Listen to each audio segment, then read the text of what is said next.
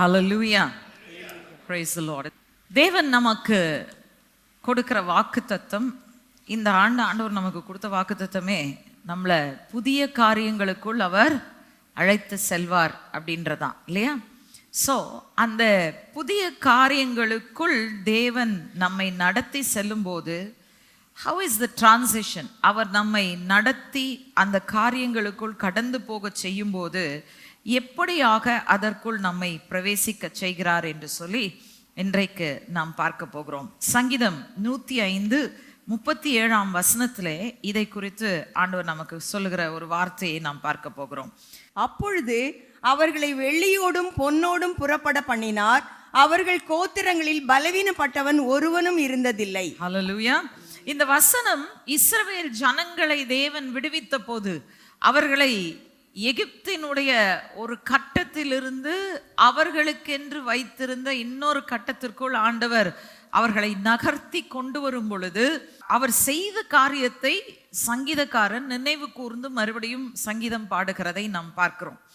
அங்கே அவர் வலியுறுத்துகிற காரியம் என்னென்று சொன்னால், அப்படி தேவன் அவர்களை கடந்து வர செய்த பொழுது எகிப்தை விட்டு வெளியேறி, அதாவது ஒரு பழைய ஒரு ஃபேஸ்ல இருந்து ஒரு நியூ ஃபேஸ்க்குள்ள ஆண்டவர் கொண்டு வரும்போது அவங்கள வெறும் கையா ஆண்டவர் கொண்டாடலையாம். என்ன செய்தாராம்? அவர்களை செல்வத்தோடும் ஆரோக்கியத்தோடும் கர்த்தர் கொண்டு வந்தார் என்று சொல்லி வசனம் சொல்லுகிறதை நாம் பார்க்கிறோம். பல ஆண்டுகளாக, உண்மையிலே சொல்ல போனா நூற்றாண்டுகளாக இஸ்ரவேல் ஜனங்களை எகிப்தியன் என்ன செய்திருந்தான்?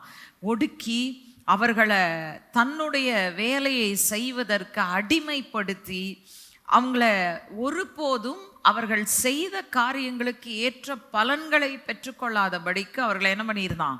அடிமைப்படுத்தி வைத்திருந்தான் அப்படின்னு சொல்லி நம்ம பார்க்குறோம்.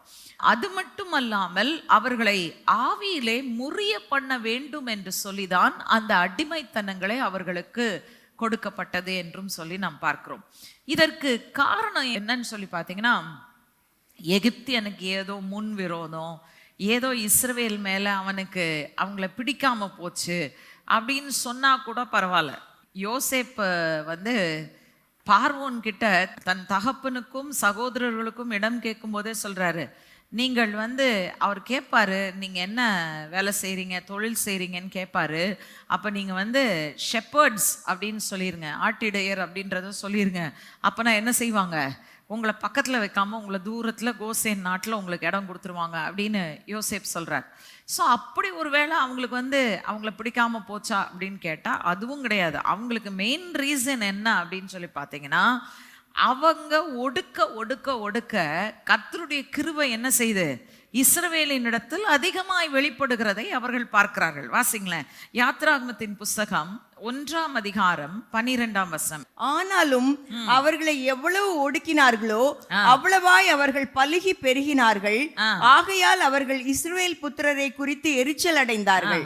என்ன இருந்தது அவங்களுக்கு?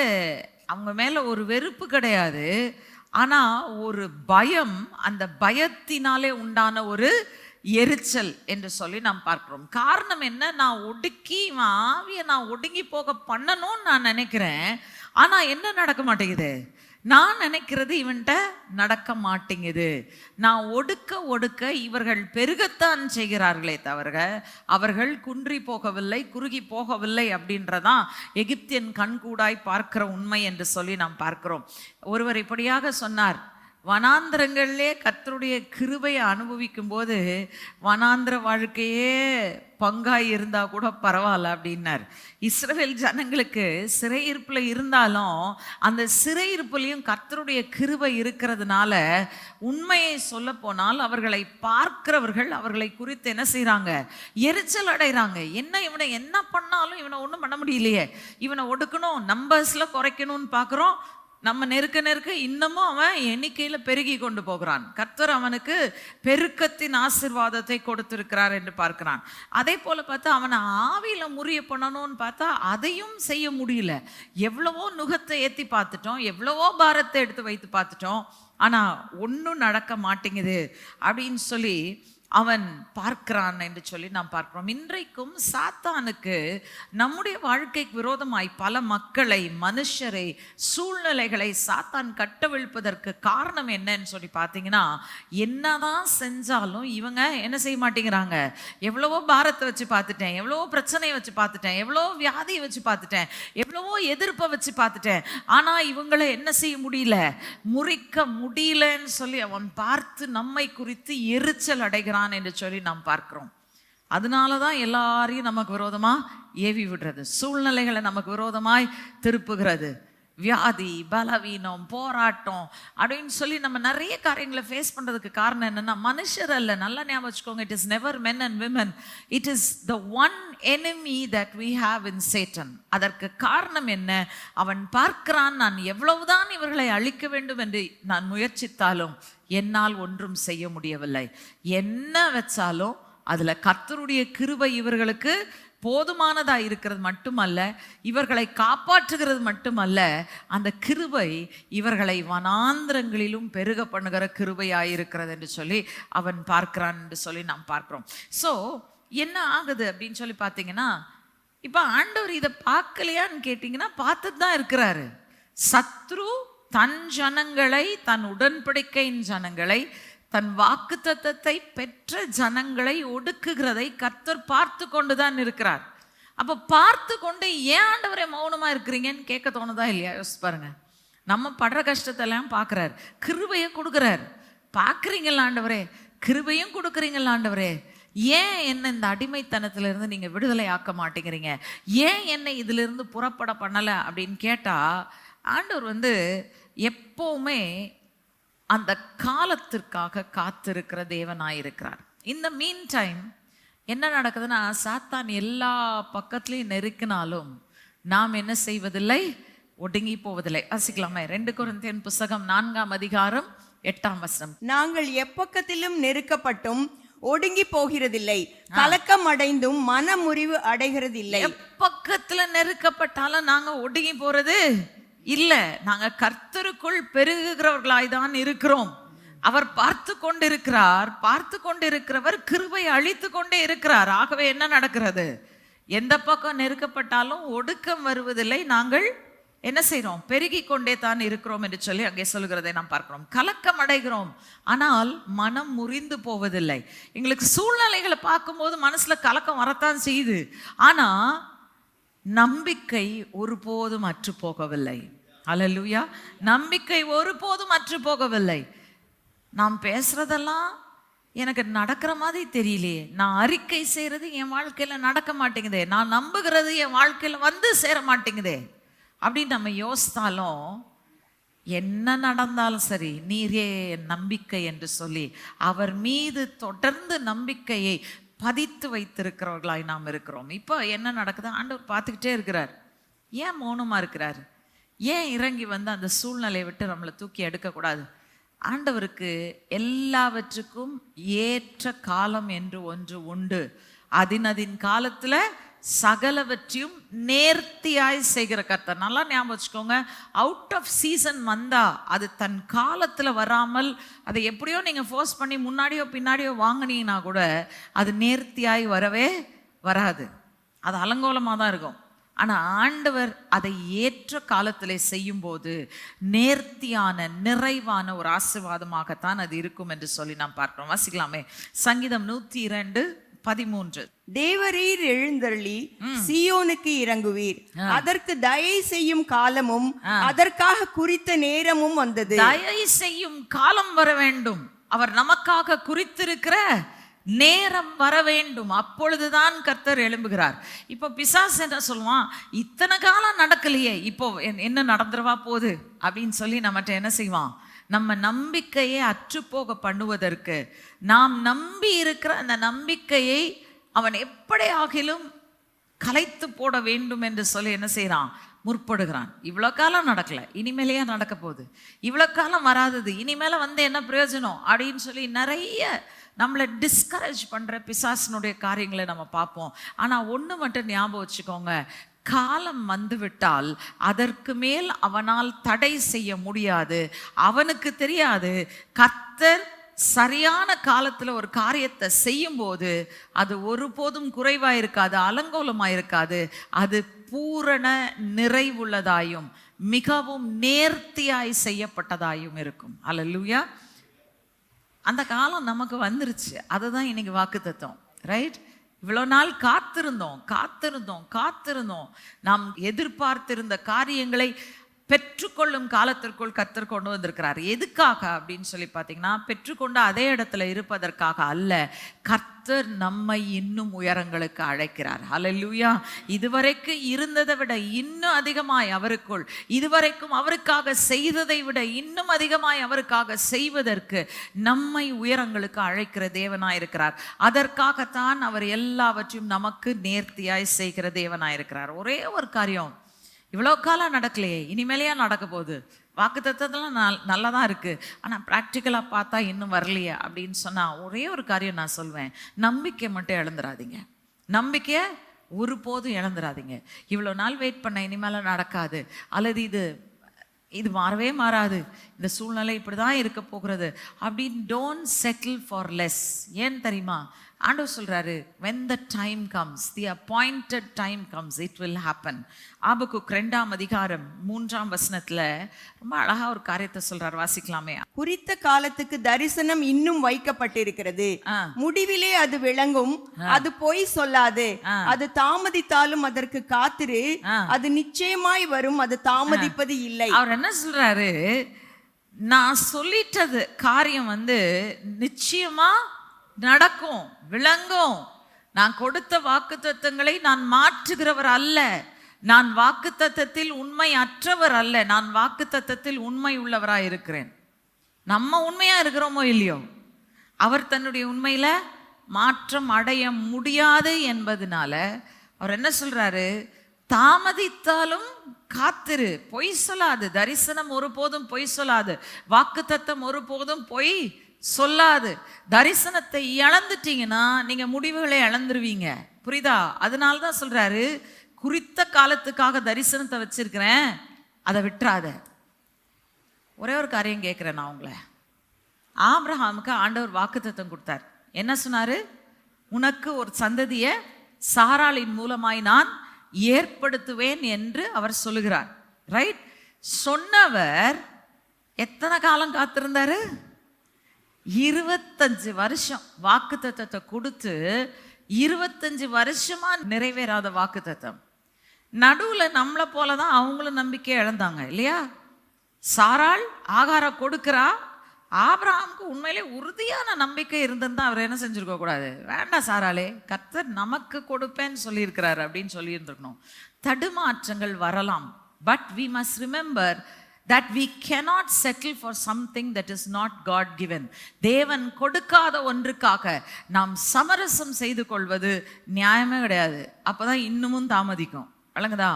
ஆனா ஆண்டவர் சொல்றாரு, நான் சொன்னது பொய் சொல்லாது, நான் சொன்னதை சொன்னபடி தான் செய்வேன், மாத்தி செய்ய மாட்டேன்.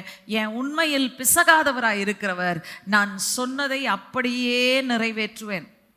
ஸோ தாமதித்தாலும் காத்திருன்னு சொல்றவரு அடுத்த மூச்சிலே சொல்றாரு, அது தாமதிப்பது இல்லை, தாமதிப்பது இல்லை. ஹல்லேலூயா. தாமதித்தாலும் காத்திருன்னு சொன்னவரு விட்டுருக்க வேண்டியதானே? அதோட என்ன சொல்றாரு? தாமதித்தாலும் காத்திருன்னு சொல்லிட்டு அது பொய் சொல்லாதுன்னு சொல்லிட்டு திரும்ப சொல்றாரு, தாமதிப்பது இல்லை. ஏன்னா நான் காலத்துக்குள்ள கொண்டு வந்துட்டேன். இன்னமும் காத்திருக்கிறதுக்கு காலம் அல்ல, சுதந்திரிக்கும் காலமாய் இருக்கிறது. நான் அந்த மாற்றங்களை ஏற்படுத்தும் காலமாய் இருக்கிறது. It is time for the change to come.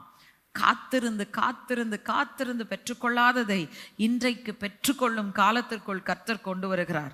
இப்போ அந்த காலம் வந்த உடனே ஆண்டவர் இந்த புதிய சீசனுக்குள்ள இஸ்ரேலை அவர் கடந்து போக செய்கிறார். இத்தனை காலம் இருந்தது அடிமைத்தனத்தின் வாழ்க்கை. இப்போ எங்க போறாங்க? அவங்க they have come out. இப்போ அதிலிருந்து வெளியில அவர்கள் தங்களுக்கென்று வைத்திருக்கிற their own destinyக்கு நேரா அவங்க நடக்க ஆரம்பிக்கிறாங்க. இப்போ அப்படி வரும்போது ஆண்டவர் எல்லாத்தையும் போட்டுட்டு, உன் ஜீவன் மட்டும் உனக்கு கிடைத்த பாக்கியம், தப்பி ஓடுன்னு ஆண்டவர் சொல்லவே இல்லை. ஆண்டவர் என்ன செஞ்சாரு? அந்த இடத்துல அவர் பண்ற காரியம் ரொம்ப அழகான ஒன்று. அவர் சொல்றாரு, அதுக்குள்ள நீ வெறும் கையா போவதில்லை, நான் வாக்குத்தத்தம் உடன்படிக்கை பண்ணினேன். ஆக்சுவலா பாத்தீங்கன்னா ஆண்டவர் ஆபிரகாமோடு உடன்படிக்கை பண்ணும் போதே சொல்றாரு, உன் ஜனங்கள், உன் சந்ததி இந்த தேசத்துல சிறைப்பட்டு போன ஒரு சந்ததியா இருந்து இங்கிருந்து நான் அவங்கள புறப்பட பண்ணுவேன். புறப்பட பண்ணும்போது அவங்கள வெறுங்கையாய் அல்ல, செல்வத்தோடும் செழிப்போடும் அவர்களை இங்கிருந்து பொன் வெள்ளியோடு நான் புறப்பட செய்வேன்னு ஆபிரகாமுக்கு கொடுத்த உடன்படிக்கை வாக்குத்தத்தத்தை தான் இவர்களுக்குள் நிறைவேற்றுகிறார் என்று சொல்லி நாம் பார்க்கிறோம். இன்னைக்கு நல்லா ஞாபகம் வச்சுக்கோங்க, நமக்கு கொடுக்கப்பட்டிருக்கிற இந்த ஆசீர்வாதங்களுக்கு எல்லாவற்றும் காரணம் கிறிஸ்துவுடனே கூட செய்த உடன்படிக்கை, கிறிஸ்துவின் மூலமாய் நமக்கு கொடுக்கப்பட்ட உடன்படிக்கை.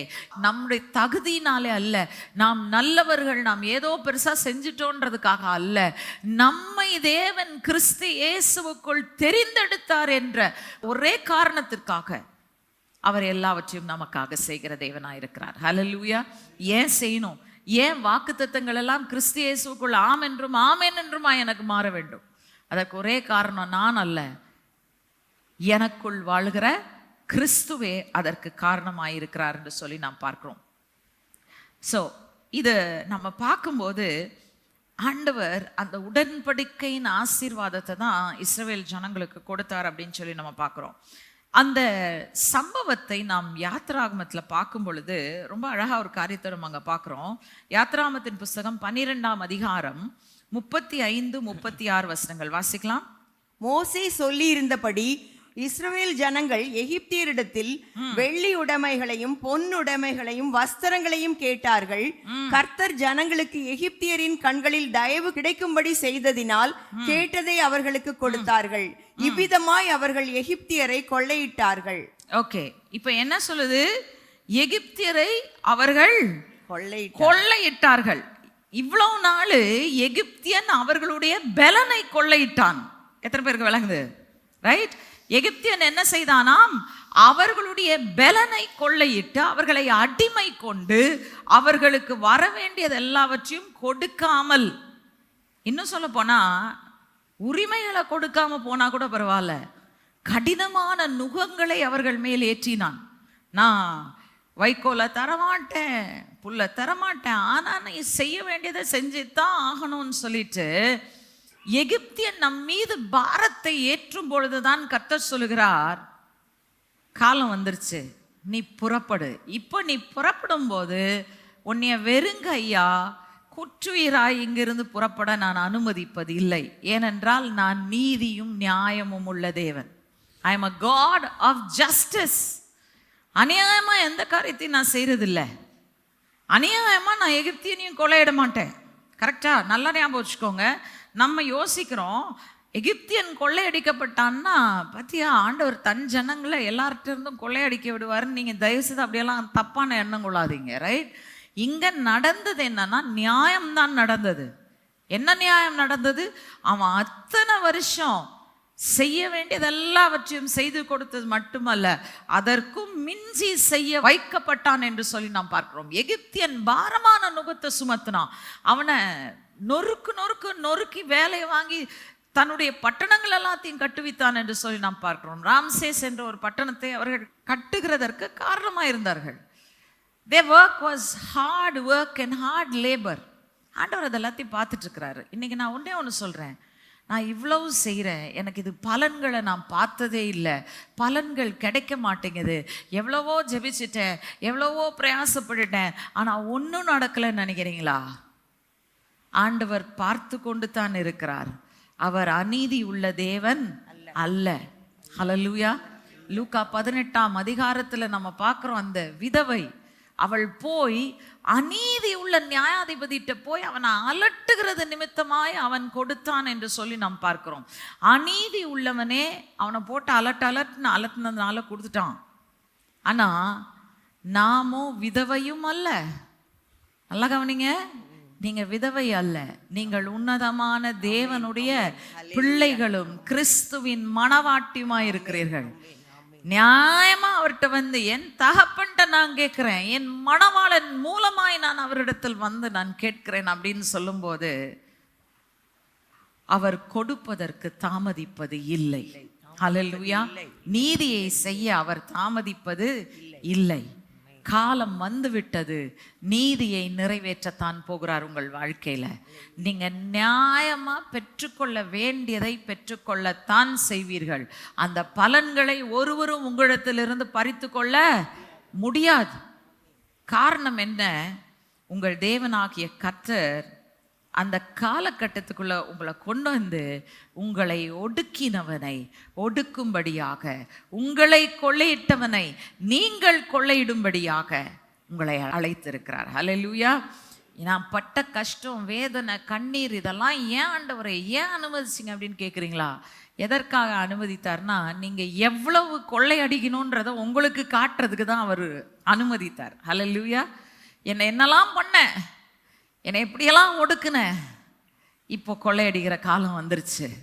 சாத்தானே, உன் கையிலிருந்து எனக்கு உரிமையானது மட்டுமல்ல, நான் வாழும்போது என் வாழ்க்கையிலே துதியினால அஸ்திபாரங்கள் அசையும் போது, சிறைச்சாலைகள் நொறுங்கும் போது அதை பார்க்கிற ஜனங்கள் மெய்யாகவே உங்களிடத்தில் கர்த்தர் உண்டு என்று சொல்லி உங்களிடத்தில் வந்து அந்த கர்த்தரை பெற்றுக்கொள்வார்கள். ஹல்லேலூயா. உங்களை ஒடுக்கினவன், உங்களை ஏமாற்றினவன், உங்களை பார்த்து சிரித்தவன் எல்லாம் உனக்கு இன்னைக்கு காலத்தின் மாற்றம் கண்களுக்கு முன்பதாக தெரியத்தான் போகுது. ஹல்லேலூயா. எதுக்காக அனுமதிக்கிறார் ஆண்டவர்? பவுலும் சீலாவும் துதித்த போது அநேகர் கேட்டுக்கொண்டிருந்தாங்க. கேட்டுக்கொண்டு மனசுக்குள்ள என்ன யோசித்தானோ தெரியல, பைத்தியக்காரனுங்க வந்து ஹை செக்யூரிட்டி பிரசன்ல போட்டு வச்சிருக்காருங்க, 2 பேரும் பாடி தூச்சிக்கிட்டு இருக்காங்க அப்படின்னு யோசிச்சிருப்பான். ஆனால் ஆண்டவர் அந்த சிறைச்சாலையின் அஸ்திபாரத்தை ஒரே நிமிஷத்தில் அசைச்சு எல்லாருடைய கட்டுகள், அவங்க கட்டுகள் மட்டும் இல்லை, இவன் கட்டும் கலந்து போயிருச்சு. பார்க்கும்போது யோசிக்கிறான், மெய்யாகவே இவர்கள் தேவனாகிய கர்த்தர் தான் கர்த்தர் என்று சொல்லி சிறைச்சாலை காரணம் அவனுடைய குடும்பமும் அன்றைக்கு பவுல் சீலாவுக்கு முன்பதாக வந்து பணிந்து கொண்டு கர்த்தரை ஏற்றுக்கொண்டார்கள். மெய்யாகவே உன்னிடத்தில் மாத்திரம் தான் கர்த்தர் உண்டு என்று ஜனங்கள் உங்களை பார்த்து சொல்லும் காலம் வந்தாயிற்று. அல்லேலூயா. அதனால என்ன நடக்க போகுது? உங்களுக்கு இவ்வளவு காலம் தாமதிக்கப்பட்ட ஆசீர்வாதங்கள் எல்லாம் வந்து சேரப்போகுது. ஆனால் அதே நேரத்தில் நீங்கள் மட்டும் ஆசீர்வதிக்கப்பட்டால் அது தேவனுடைய ஆசீர்வாதம் இல்லை. தேவனுடைய ஆசீர்வாதம் எப்பொழுதுமே சுற்றிலும் இருக்கிறவர்களையும் செழிப்பாக்குகிற ஒரு ஆசீர்வாதமாக இருக்கிறது. உங்களை பார்க்கிற, உங்களை கவனித்து கொண்டிருந்த, உங்களுடைய வாழ்க்கையை உற்று நோக்கி கொண்டிருந்த மக்கள் வந்து அவரே மெய்யான தேவன், மெய்யாகவே அவர் உங்களோடு கூட இருக்கிறார் என்று சொல்லும்போது இவரை நீங்களும் ஏற்றுக்கொள்ளுங்கள். நீங்க பெற்றுக்கொண்டீங்கன்னா என்ன போல நீங்களும் ஆசீர்வதிக்கப்படுவீர்கள். உங்கள் வாழ்க்கை ஆசீர்வாதமாய் மாறும் என்று சொல்லி அவர்களை கிறிஸ்துவுக்குள் நடத்தும் காலங்களுக்குள் நாம் வந்திருக்கிறோம். சங்கீதம் 105:38 ரொம்ப அழகான ஒரு வார்த்தை சொல்லுது பாருங்க. எகிப்தியர் அவர்களுக்கு பயந்ததினால் அவர்கள் புறப்பட்ட போது மகிழ்ந்தார்கள். எகிப்தியர் என்ன செய்தார்களாம்? அவங்களை குறித்த பயம் இவங்களுக்குள்ள வந்துருச்சு. எப்படி பயம் வந்துச்சு? ஆண்டவர் இவங்களுக்காக செய்த அற்புதங்கள், இவங்க நிமித்தமா செஞ்ச எல்லா நியாய தீர்ப்புகளையும் அவங்க பார்க்கும்போது பயந்து போயிட்டாங்க. உண்மையிலே சொல்ல போனா, நீங்க அறியாமலேயே கர்த்தர் என்ன செய்து கொண்டிருக்கிறார்னா, உங்க சத்ருவோடு கூட அவர் எதிர்கொண்டு இருக்கிறார், எதிர்பட்டு இருக்கிறார். நியாய தீர்ப்புகள் அங்க வந்துட்டு தான் இருக்கு. உங்க கண்ணுக்கு வேணா தெரியாம இருக்கலாம். ஹல்லேலூயா. உங்க கண்ணுக்கு வேணா தெரியாம இருக்கலாம். ஆனா சத்ரு என்னென்ன காரியத்தை பயன்படுத்தி உங்கள் முன்னேற்றத்தை தடுத்தானோ, நீங்கள் கர்த்தருடைய நோக்கங்களுக்குள்ளும் உங்களுடைய பங்குக்குள்ளும் சுதந்திரத்துக்குள்ளும் வர முடியாதபடிக்கு எதை வச்சு தடுத்தானோ அது எல்லாவற்றையும் கர்த்தர் வந்து ஏற்கனவே அதோட இடைப்பட்டு அங்க அடி மேல அடி போட்டுட்டு தான் இருக்கிறாரு. ஆனா அவன் இல்லைல்ல மாறிடும், நான் ஜெயம் கொன்றுவேன் நினைச்சவன் இப்போ பயப்பட ஆரம்பிச்சிட்டான். நல்லா கவனிங்க, பிசாசுக்கு எப்பவுமே உங்களை குறித்த பயம்தான். ஏன்னா கல்வாரி சிலுவை தொடங்கி இன்று வரைக்கும் நல்லா இருந்தவன் அடி மிதி மேல மிதி வாங்கிட்டு இருக்கிறான். ஹல்லேலூயா. நீங்க கட்டும் போதெல்லாம் கட்டப்படுறான். நீங்க கட்டவிழ்கிற உங்க காரியங்கள்லாம் கட்டவிழ்கப்பட்டு வந்துகிட்டே இருக்குது. அவன் ராஜ்யம் குறைந்து போய் கொண்டிருக்கிறது. வர வர உங்களுடைய வாழ்க்கையும் உங்களுடைய ராஜ்யமும் பலத்தின் மேல் பலன் பெற்று வலிமையாக்கி கொண்டிருக்கிறது. ஹல்லேலூயா. வர வர பலத்தான் என்று தாவீதை குறித்து சொல்லது போல உங்களை பார்த்து பிசாசு சொல்லத்தான் வேணும், நீ இருக்க இருக்க பலத்து கொண்டு போகிற, நான் தான் பலவீனம் அடைந்து கொண்டு போகிறேன் என்று ஒத்துக்கொள்ள வேண்டிய காலம் வந்தாயிற்று. ஹல்லேலூயா. The Lord is with you. நல்லா ஞாபகம் வச்சுக்கோங்க, என்ன சூழ்நிலையில நீங்க இருந்தாலும் சரி, எங்க நீங்க நின்றாலும் சரி, the Lord is with you. கர்த்தர் உங்களோடு கூட இருக்கிறார். நீங்கள் காத்திருந்தவைகளை நிறைவேற்றும் காலத்திற்குள் அவர் கொண்டு வந்து விட்டார். ரைட்? அங்க சொல்லுது, எகிப்தியன் அவங்கள வெளியில அனுப்புறதுக்கு சந்தோஷமா இருக்கிறான். அப்படின்னா என்ன அர்த்தம்? தொலைஞ்சி போ, நீ போனா நான் நல்லா இருப்பேன், இல்லைன்னா உன் நிமித்தமா என்ன ஆகும், என் மேல இன்னும் அடி விழுந்துட்டு இருக்கும், என்னால தாங்க முடியாது, போயிரு அப்படின்னு சொல்லி என்ன பண்றான், சந்தோஷமா அவன் கேட்கறான், பொண்ணை கொடு, வெள்ளிய கொடு, நேத்து போய் வாங்கி வச்சு அந்த வைரம், அந்த வைரத்தை கொடு அப்படின்னு கேட்டா அதை கூட கொடுக்கறதுக்கு இவன் ரெடியா இருக்கான். வீட்டினுடைய சொத்தெல்லாம் போட்டு வாங்கின பொருளையும் கொடுக்கறதுக்கு ஆயத்தமா இருக்கிறான். காரணம் என்ன?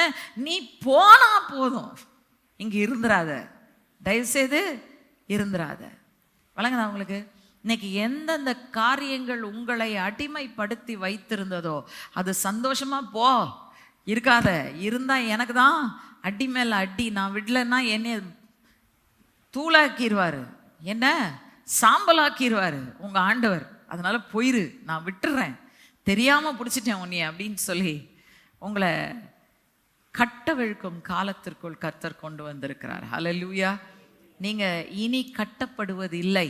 Everything that held you back will gladly release you into the plans and the purposes of God.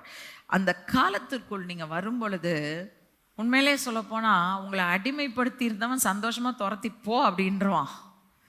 ஆனா நீங்க புறப்பட்டு போகிற இடத்திலெல்லாம் அந்த மகிழ்ச்சி உங்கள் நிமித்தமாய் உண்டாகும். ஹல்லேலூயா. வாசிங்களேன், ஏசாயா 55ஆம் அதிகாரம் 12ஆம் வசனம். நீங்கள் மகிழ்ச்சியாய் புறப்பட்டு சமாதானமாய் கொண்டு போகப்படுவீர்கள், பர்வதங்களும் மலைகளும் உங்களுக்கு முன்பாக கம்பீரமாய் முழங்கி வெளியின் மரங்கள் எல்லாம் கை கொட்டும். ஹல்லேலூயா. பர்வதங்கள் எல்லாம் மலைகள் எல்லாம் கம்பீரமாய் முழங்கி வெளியின் மரங்கள் எல்லாம் கை கொட்டும். ஏன் கை கொட்டும்? இவங்களுக்கு கர்த்தர் செய்த விடுதலை, கர்த்தர் கொடுத்த ரட்சிப்பை பாருன்னு சொல்லி அது பார்த்து உங்கள் நிமித்தமாக மகிழும் காலம் வந்தது. ஹல்லேலூயா. as you walk, நீங்க நடக்க நடக்க கர்த்தர் செய்கிற அந்த நன்மைகளை பார்க்கிற உங்களை சுற்றிலும் இருக்கிறவர்கள் பார்க்கிறவர்கள் எல்லாம் என்ன செய்வார்கள்? கர்த்தருக்குள் கம்பீரித்து களி கூர்ந்து மெய்யாகவே இவர்கள் தேவனாகிய கர்த்தர் ஒருவரே தேவன் என்று சொல்லி அவரை குறித்து மகிழ்ந்து சந்தோஷத்தோடு கூட அவரை சேர்ந்து கொள்வார்கள். ஹல்லேலூயா. இன்றைக்கு கர்த்தர் உங்கள் வாழ்க்கையை சாட்சியாக மாற்ற உள்ளார். நீங்க அடுத்த காலகட்டத்துக்குள்ள வரும்போது வெறும் கையாய் அல்ல, சத்ரு இத்தனை நாள் ஒடுக்கி ஏதோ தலையை அவன் கட்டிலிருந்து எடுத்து நான் குற்றுயிரா வெளியில வந்திருக்கிறேன்றது அல்ல, இது வேற காலம். ஹல்லேலூயா. உங்களுக்கே சொல்லிக்கோங்க, இது வேற காலம். இது வரைக்கும் பார்த்த அடிமைத்தனத்தின் காலங்கள் போல கிடையாது, இது வேற காலம். ஏன்னா ஆண்டவர் இன்னைக்கு ஒரு புதிய கட்டத்துக்குள்ள என்ன நடத்தி கொண்டு போகிறார். நான் புறப்படும் போது வெறும் கையாய் அல்ல, செல்வத்தோடு பொன் வெள்ளியோடு மட்டுமல்ல, மிகுந்த கனத்தோடு அனுப்பிச்சு வைக்கிறான். போ, துரத்துல அவனை அடிச்சு, துரத்துல அவனை கனவீனப்படுத்தி, துரத்துல அவனை இருக்கிறதெல்லாத்தையும் பிடுங்கிட்டு, துரத்துல அவனை சந்தோஷமா மகிழ்ச்சியா போன்னு சொல்லி எல்லாவற்றையும் கூட கொடுத்து அனுப்புறான். ஹல்லேலூயா.